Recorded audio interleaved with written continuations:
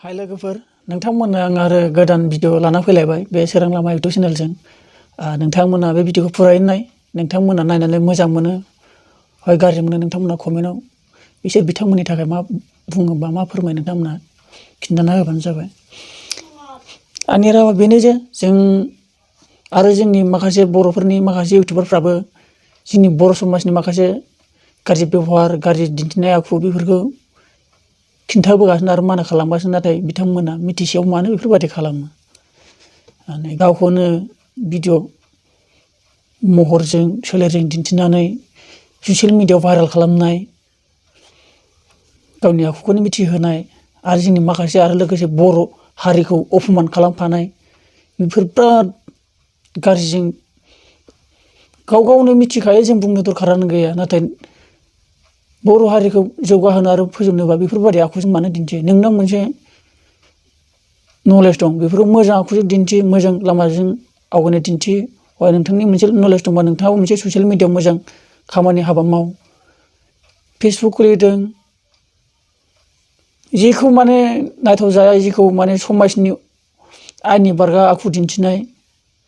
माने नायथाव जायै भिडिअ नोंथांमोना बे भिडिअखौ नायबानो जाबाय बुंसेयावबो नोंथांमोना बेफोरबायदि बेफोरखौ दिन्थि आरो नोंथांमोना नायनानै बे भिडिअखौ नोंथांमोना मा मोनो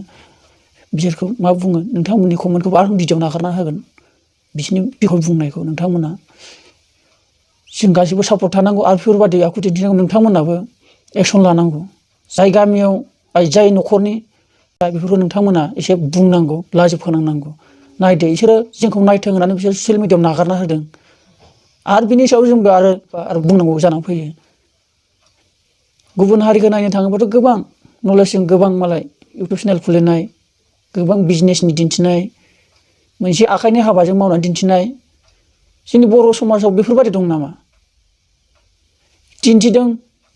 एकदम माने आयेननि बारगा दिन्थिनाय माने बेफोरबायदि दाजा गावनो मिथिखायो जों बुंनो दरखार गैया बेफोरखौ बयबो मोजां जानो नाजानांगौ आरो बयबो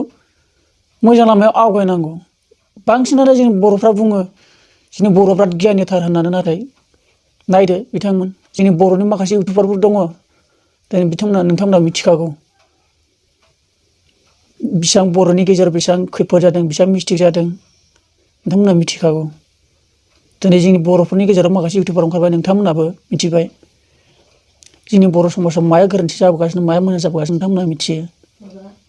होमबा नोंथांमोना बे भिडिअखौ नाय आरो नोंथांमोना कमेन्टजों लोगोसे नोंथांमोना बिसोरखौ मा बुंनो गोसो दं बेखौ नोंथांमोना कमेन्टआव लिरना होबानो जाबाय आरो नोंथांमोननि कमेन्ट होनायखौ आरो लोगोसे बिसोरखौ मिथिहोनो थाखाय आं बे भिडिअजों लोगोसे आरो नोंथांमोननो भिडिअ बानायनो हागोन बेखौनो आं नोंथांमोननो दिन्थिनो आखायाव लाबाय नोंथांमोना नायलांजोबदो।